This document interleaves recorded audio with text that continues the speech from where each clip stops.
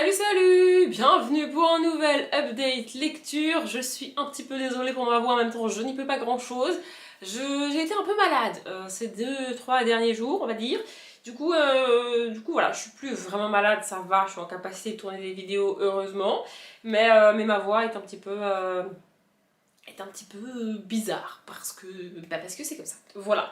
Bref, j'ai 4 livres à vous montrer pour la plupart, oui, pour la plupart vous les avez vus en vlog parce que j'ai fait un vlog week-end à 1000 et il y en a certains que j'ai lus sur le week-end à 1000 et les autres je vous les ai montrés probablement au moins une fois en vlog. Il y en a un, je suis quasi sûre que je vous l'ai pas montré.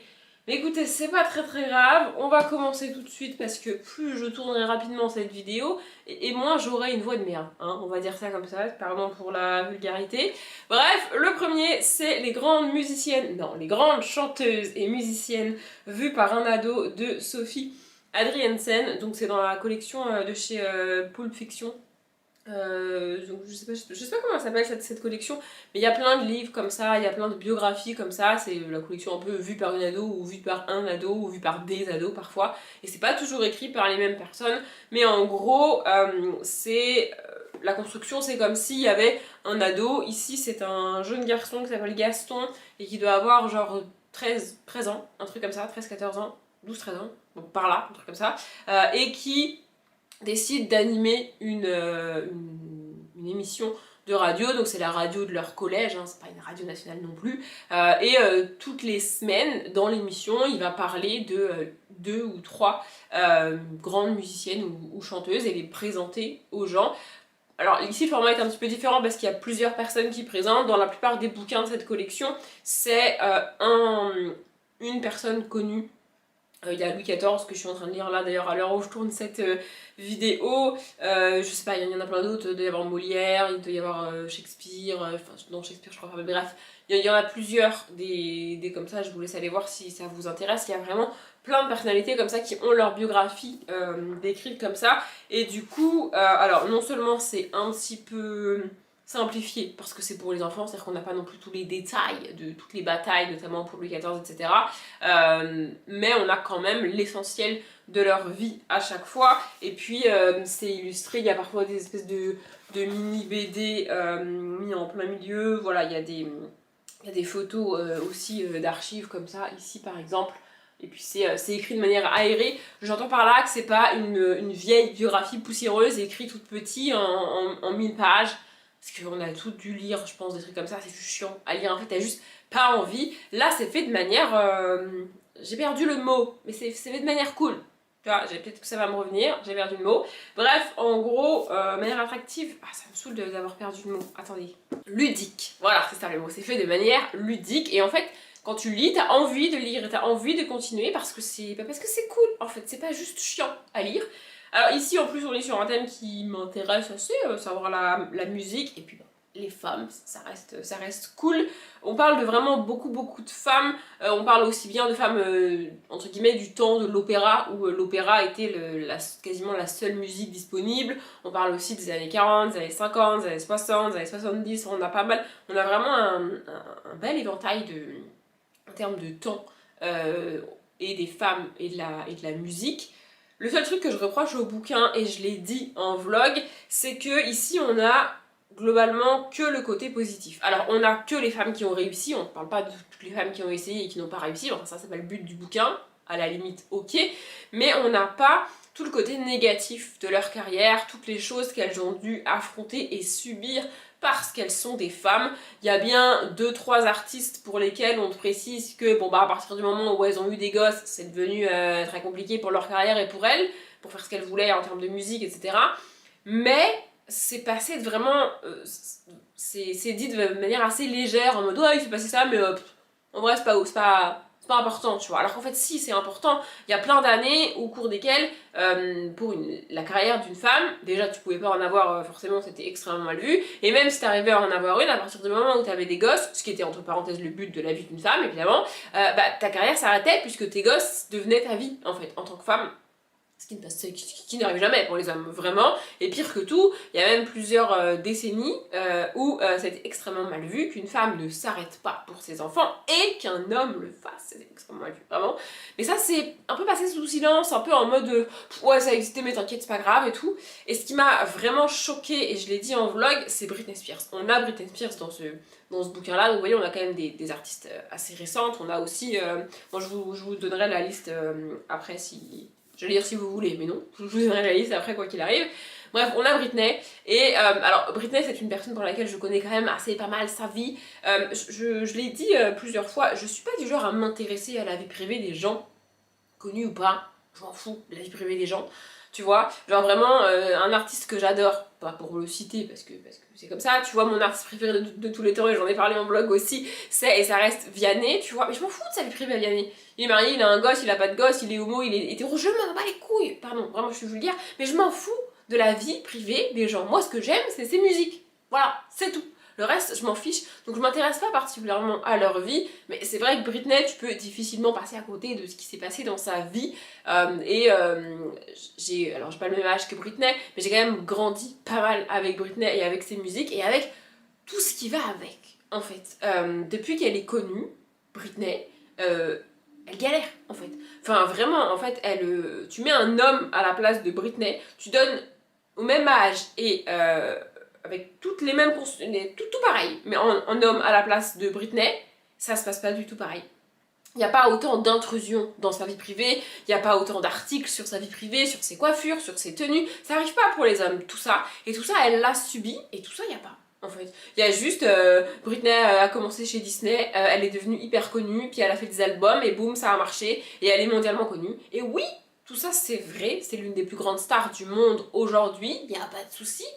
Mais c'est dommage qu'on parle vraiment pas de toute l'autre partie de sa carrière, en fait, de tout le négatif de sa carrière. Alors c'est pas forcément le but du bouquin de parler de ça, mais je trouve dommage de mettre en avant une personnalité comme Britney en disant juste elle a une carrière de ouf, elle a réussi, en mode c'est possible pour les filles. Oui, c'est possible pour les filles, il faudrait juste les prévenir de ce qui va leur arriver parce que ce sont des femmes aussi. Tu vois, vraiment, et il y a d'autres artistes pour lesquels c'est le cas. J'ai cité Edith Piaf en vlog parce que c'est aussi une artiste pour laquelle je connais un peu sa vie privée. Mais il y en a d'autres où on s'attarde pas forcément sur le côté. Alors c'est pas négatif, ce que je demande c'est pas qu'on s'attarde sur le côté négatif. Ce que j'aurais voulu c'est que, en plus de dire, voyez elles sont super, c'est des femmes et elles ont réussi leur carrière, qu'on indique un petit peu ce par quoi elles sont passées aussi parce qu'elles sont des femmes et ce qu'elles ont dû subir aussi parce qu'elles sont des femmes, alors qu'en prenant, pour prendre l'équivalent de Britney à peu près de l'époque, ça reste, je pense, Justin Timberlake. Vous connaissez un scandale de Justin Timberlake? Non. Le seul qu'il a eu, c'est celui du Super Bowl et c'est pas sa faute.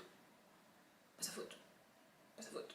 Voilà, on est sur un homme qui a à peu près l'équivalent en termes de carrière, mais lui, il a pas de problème, lui il fait ce qu'il veut, pas de soucis. Vraiment, les médias s'en foutent de sa vie privée, alors que pour une femme, c'est pas le cas. Bref, la liste des artistes, il y en a vraiment beaucoup, et en plus de toutes celles-ci, il y en a aussi qui sont juste citées comme ça, on n'a pas le détail un peu de leur vie, mais elles sont citées.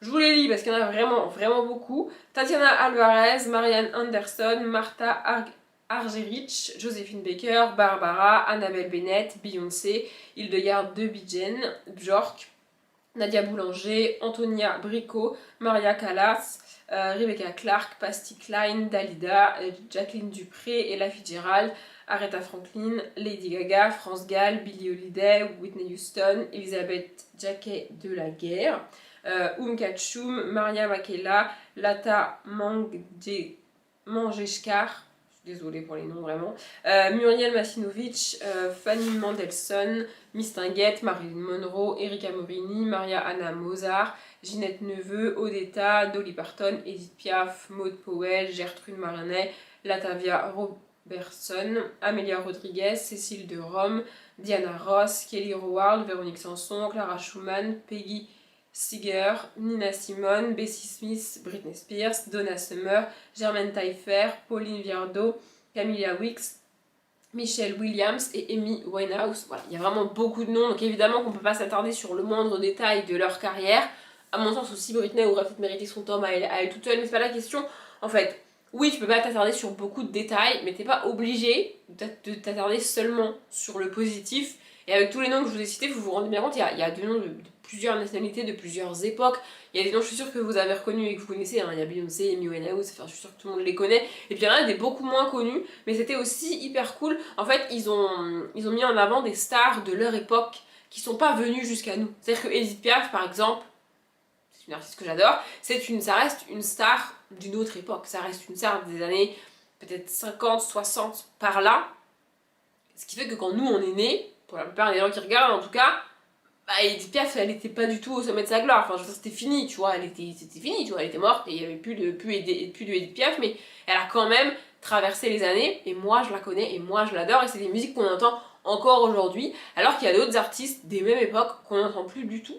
Et puis il y a des artistes, pareil, tout ce qui est artiste classique, on a retenu que les noms masculins. Beethoven, Mozart, vous les connaissez tous, hein, vous êtes tous capables de les citer. Il y avait des femmes aussi à l'époque, mais on les connaît pas, en fait.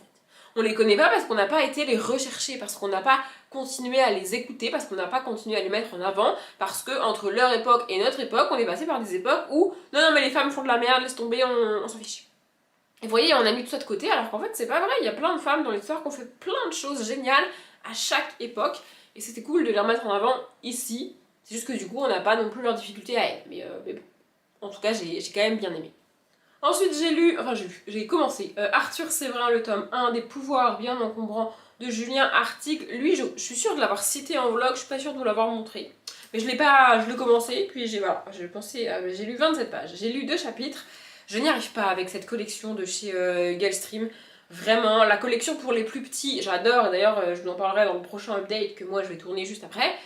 Mais cette collection-là, pour les un peu plus grands, j'y arrive pas. En fait, la collection des, je sais pas, 8-10 ans, j'adore. Mais la collection des 12-14, je pense que c'est ça, et ben j'accroche pas du tout. Je n'y arrive pas chez Gulfstream. J'aime pas la construction, j'aime pas la narration, j'aime pas la manière dont c'est fait. Il y a rien qui va pour moi. Et c'est pas le même auteur ou la même autrice à chaque fois. Donc en fait, c'est extrêmement rare que j'accuse la maison d'édition. Et c'est pas une accusation, c'est juste un constat que ça passe pas avec moi, tu vois. Mais là, vraiment, ça commence. En gros, ici, ce qu'on nous dit dans le résumé, c'est qu'on va suivre un jeune garçon, Arthur, qui a des pouvoirs et qui galère avec ses pouvoirs. Moi, je m'attendais à suivre ça, tu vois. Un petit garçon dans son quotidien, qui a des pouvoirs, un peu comme un Martin Matin. Dans ma tête, c'était un peu comme un Martin Matin. Alors, Martin Matin, c'est différent, je sais pas si tout le monde aura la rêve du dessin animé, mais je m'attendais à ça, ce genre d'ambiance, ce genre d'histoire, et je me retrouve avec un petit garçon, isolé, tout seul, perdu, en fait, c'est pas du tout l'ambiance à laquelle je m'attendais, et du coup, j'ai eu un peu de mal au début. Ses parents sont au courant qu'il a des pouvoirs, il est le seul à en avoir, et ses parents essayent par tous les moyens de lui enlever ses pouvoirs. J'ai pas compris cette réaction. Pourquoi ne pas l'aider à vivre avec? Pourquoi ne pas comprendre ses pouvoirs? Pourquoi ne pas chercher à s'en servir, à les dompter et à faire un truc bien avec, tu vois? Pourquoi vouloir lui supprimer ses pouvoirs? Et vraiment, c'est ça. Le chapitre 1, c'est ça. J'allais dire le tome 1. Non, le chapitre 1, c'est oh là là, il a des pouvoirs, oh là là, viens, on l'emmène voir le médecin. Non, pas le médecin de famille. Et puis les parents s'embrouillent et les parents se disputent. Et lui, il est un peu au milieu de tout ça. Et aussi, il y a plein de scènes enfin, plein de scènes, j'ai pas lu énormément de pages, mais il y a plusieurs fois où en gros, ses parents s'engueulent et autour de lui, ça s'énerve, ça s'agace. Et lui, quand il gère pas bien ses émotions, en général négatives, bah, ses pouvoirs ils se déclenchent, tu vois, il peut rien faire. Et du coup, ça se déclenche tout seul, quoi, il n'arrive pas à les contrôler. Et donc évidemment, assister aux disputes de ses parents, bah ça le rend triste, ça l'agace, ça l'énerve un peu, et donc ses pouvoirs se déclenchent, et en plus de ça, il se fait engueuler parce que ses pouvoirs se déclenchent. Donc ce cercle vicieux un petit peu au début, j'étais en mode les parents me cassent les bonbons, non mais vraiment, tu vois. Et ensuite, les parents vont faire appel à un magicien. Mais pas un magicien au sens fantastique du terme, non, un magicien au sens chapeau et lapin du terme. Vous voyez ce que je veux dire? Voilà, ils font appel à ce genre de magicien. Alors le gars débarque, il en a rien à faire de Arthur. En gros, le gars, il croit qu'il vient pour faire une représentation. Il a pas compris qu'il venait aider le gamin qui avait lui des vrais pouvoirs, tu vois.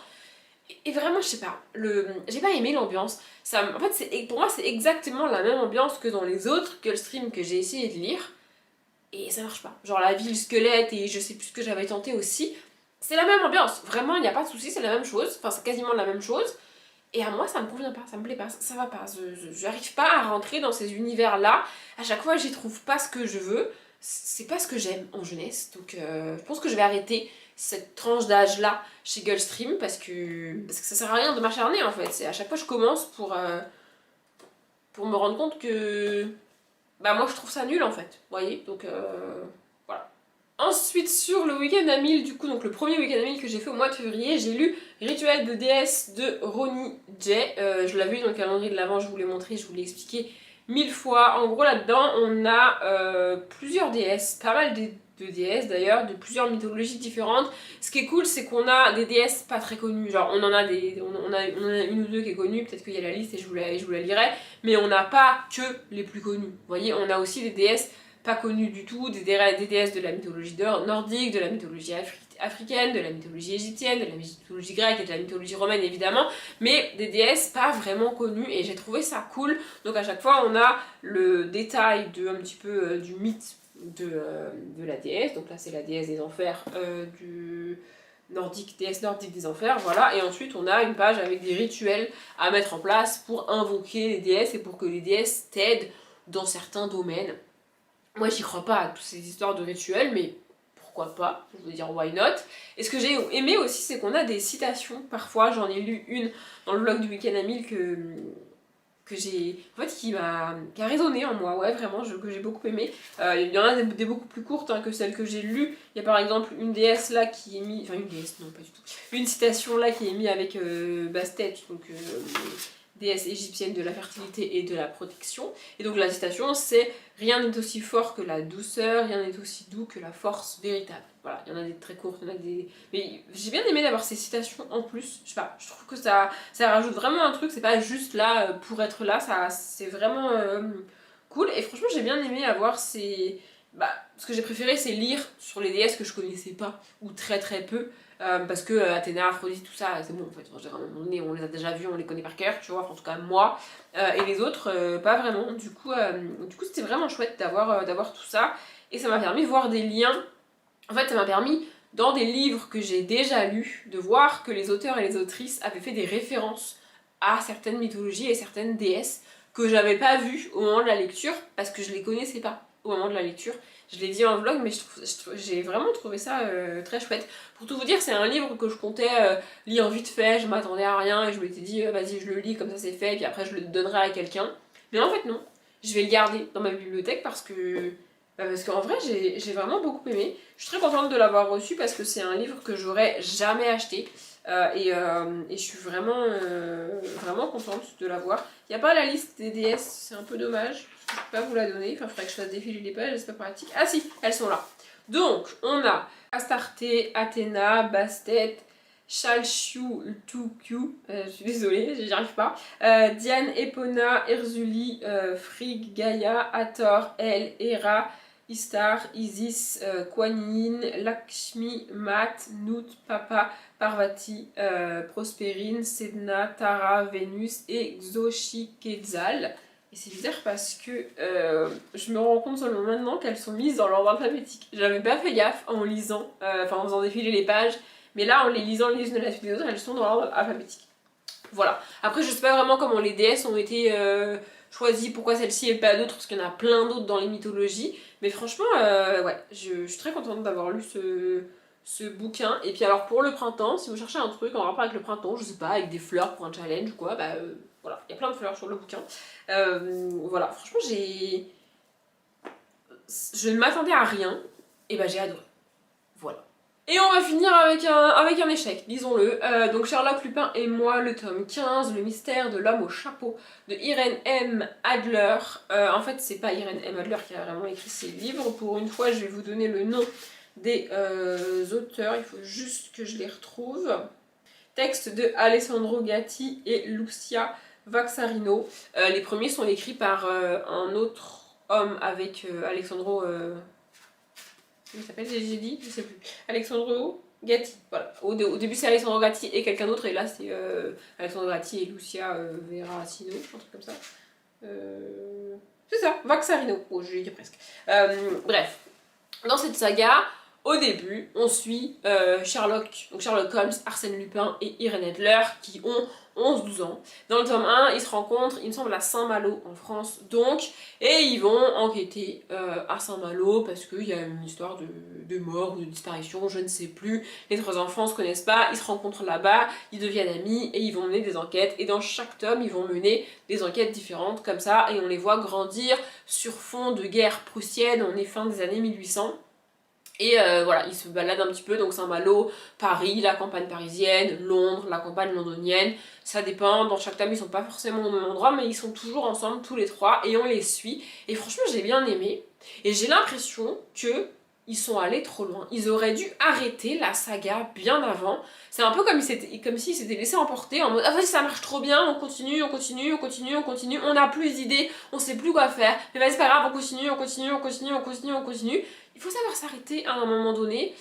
Et là, en fait, la saga a perdu l'essence même de ce qu'elle était. Pour moi, ça n'a plus aucun sens depuis le tome 14. J'ai quand même lu le tome 14, j'ai quand même lu ce tome 15, je ne lirai pas la suite. En fait, depuis le tome 14, il s'est passé une bonne vingtaine d'années entre le tome 13 et le tome 14. Même plus que ça, hein. Je raconte n'importe quoi, il a dû se passer une cinquantaine d'années entre le tome 13 et le tome 14, parce que on passe de Sherlock, Lupin et moi, et Irène du coup, qui ont 12-13 ans, peut-être 14 ans à la fin du tome 13, à Sherlock, Lupin et Irène qui ont 60-65 ans dans le tome 14. Et en fait, ce qu'on suit, c'est du coup la fille de Irène qui raconte les histoires, et genre ils vont faire des nouvelles enquêtes. Le problème, c'est que du coup, on suit plus des enfants.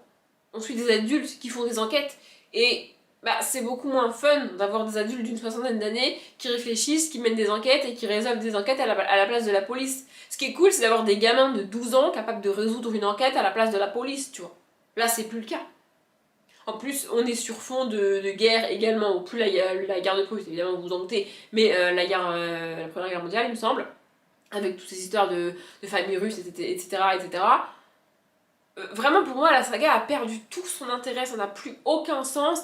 La jeune fille qu'on suit ici a l'air ma foi très cool et très sympathique, mais elle fait pas le poids en fait face aux trois autres. Enfin je veux dire à un moment donné ça n'a pas de sens. Vraiment je suis déçue. En fait je suis extrêmement déçue de la direction qu'a pris la saga, des choix qu'ont fait les auteurs et du coup l'autrice ici.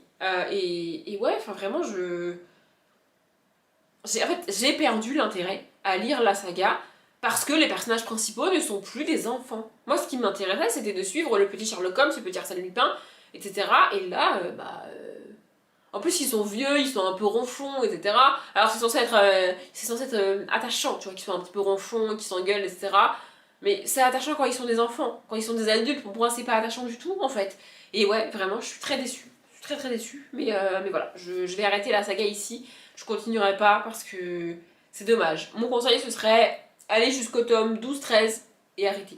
Arrêtez de lire parce que après c'est pas ouf. Mais les premiers tomes sont vraiment chouettes, c'est vraiment dommage d'avoir gâché ça en ne sachant pas quand arrêter la saga en fait. Parce que pour moi c'est ça, ils auraient dû arrêter la saga et en commencer une autre si tu veux, avec la fille d'Irène Adler, est-ce que tu veux, pas de soucis. Mais nous dis pas que c'est le tome 15 de la saga Sherlock Lupin et moi, c'est plus du tout la même chose, c'est plus du tout la même ambiance, c'est plus possible en fait, enfin...